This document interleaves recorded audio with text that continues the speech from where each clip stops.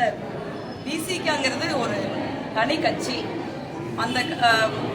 அந்த கட்சிக்கு ஒரு செயல் திட்டங்கள், கொள்கை இருக்கு. எல்லா கட்சியுமே தனித்தனி அரசியல் கட்சிகள் தான்.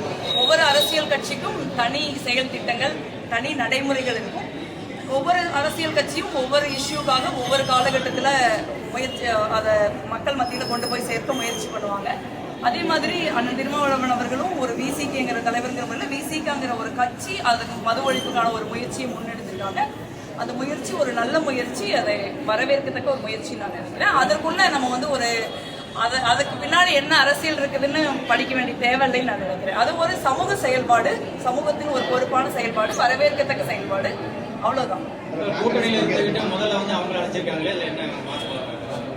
அப்படி ஒன்றும் முரண்பாடு கிடையாது. முதலமைச்சர் ஊர்ல இல்லை, அவங்க வெளிநாட்டுல இருக்காங்க, அரசு முறை பயணமா இருக்காங்க, வேலை வாய்ப்புகளை உருவாக்க, முதலீடுகளை ஈர்க்க போயிருக்காங்க. அவங்க வந்த அப்புறம் நிச்சயமா அவர் தான் முதலமைச்சர் தான் திராவிட முன்னேற்ற கழகத்தின் தலைவர். அதனால அண்ணா முதலமைச்சர் அவர்கள் வந்தவுடனே அவங்களையும் அழைப்பாங்கன்னா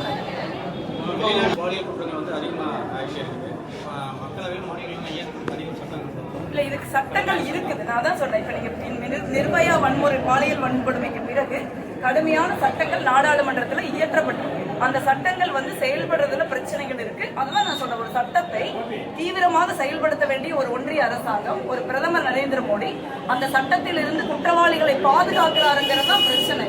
அதை தான் நம்ம சொல்றோம். பாலியல் வன்புணர்வை பொறுத்த வரைக்கும் நிறைய விஷயங்களை நம்ம செய்யணும். அதை வராம தடுக்கிறத முயற்சி பண்ணணும். பள்ளிக்கூடங்கள்ல, ஆரம்ப கல்வியில, சமூகங்கள்ல, குடும்பங்கள்ல நம்ம ஆண் குழந்தைகளுக்கு பெண்களை பற்றி என்ன மாதிரி சொல்லிக் கொடுக்குறோம், என்ன மாதிரியான புரிதலை ஏற்படுத்துகிறதுக்கு ரொம்ப முக்கியம்.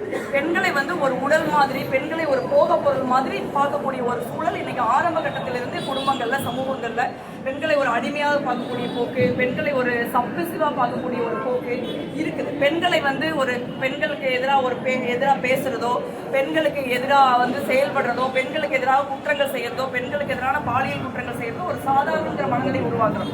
நம்ம பார்த்தோம், புதுக்கோட்டை காவல்துறை கண்காணிப்பாளர் ஒரு பெண்கிறதுனாலேயே அவங்க எவ்வளவு பெரிய ஒரு பொதுவெளியில எவ்வளவு பெரிய ஒரு துயரத்தை, எவ்வளவு பெரிய ஒரு மோசமான ஒரு சூழலை அவங்க எதிர்கொள்ள வேண்டியிருக்கு பார்த்தோம். ஸோ அந்த மனநிலையை நம்ம மாற்றணுங்கிறது தான் ரொம்ப முக்கியம்னு நினைக்கிறேன். அதை நோக்கி தான் ஒரு சமூகமாக, ஒரு குடும்பமாக, ஒரு அரசியல் இயக்கங்களாக நம்ம நகரணும்.